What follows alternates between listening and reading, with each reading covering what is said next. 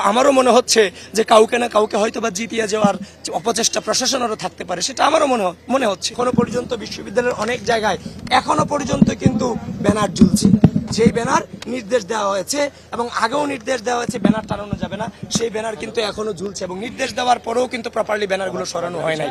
আর আমাদের যে লিফলেট আপনি দেখেছেন, সেই লিফলেট সে চেয়েও নিতেই পারে। আর লিফলেট দেওয়াটা কি আচরণবিধি লঙ্ঘনের বাইরে যাওয়ার কোনো সুযোগ আছে? সাদা কালো লিফলেট যে কেউ দিতে পারে, মসজিদের বাইরে দিতেই পারে, মসজিদের বাইরে সেখানে দিতেই পারে, মসজিদের বারান্দায় দিতে পারে না।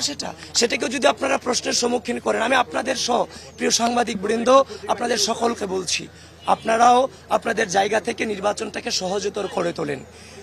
কোনো একটা যে জিনিসগুলো নিয়ে ব্লেম দেওয়ার কোনো সুযোগ নেই, এগুলোকে, এই নর্মাল জিনিসগুলোকে যদি আপনারা প্রশ্নের মুখোমুখি করেন, তাহলে প্রার্থীদের জন্য এবং নির্বাচনী পরিবেশের জন্য এবং নির্বাচন আয়োজনের জন্য এগুলো হুমকি স্বরূপ।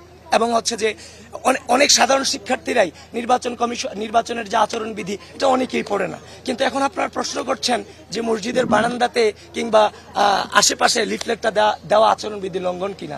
এই যে একটা নর্মাল কোশ্চেন রাইজ করতেছেন, এটাই সাধারণ শিক্ষার্থীরা বিভ্রান্ত হওয়ার সুযোগ আছে। এজন্য আপনাদেরকে অনুরোধ করব, সুস্পষ্ট যদি কোনো লঙ্ঘন থেকে থাকে সেটা নিয়ে প্রশ্ন করবেন, কিন্তু একটা লিফলেট মসজিদের বাহিরে কিংবা মানে হচ্ছে যে মসজিদের বারান্দায় দিচ্ছে, সেটা নিয়ে এটা একটা অবান্তর প্রশ্ন ছাড়া কিছু নয়। যে আইডিগুলো, যে পেজগুলো এখনো পর্যন্ত যাদেরকে বিশ্ববিদ্যালয় প্রশাসন নির্বাচন কমিশন চিনে, বিটিআরসি দিয়ে চিঠি দিয়েছে একদিকে, আর যাদের সাথে বৈঠক করেছে তারা তাদের পেজের নাম পরিবর্তন করে ফেলতেছে, বিশ্ববিদ্যালয় প্রশাসন নির্বাচন কমিশন কোনো ব্যবস্থা গ্রহণ করছে না।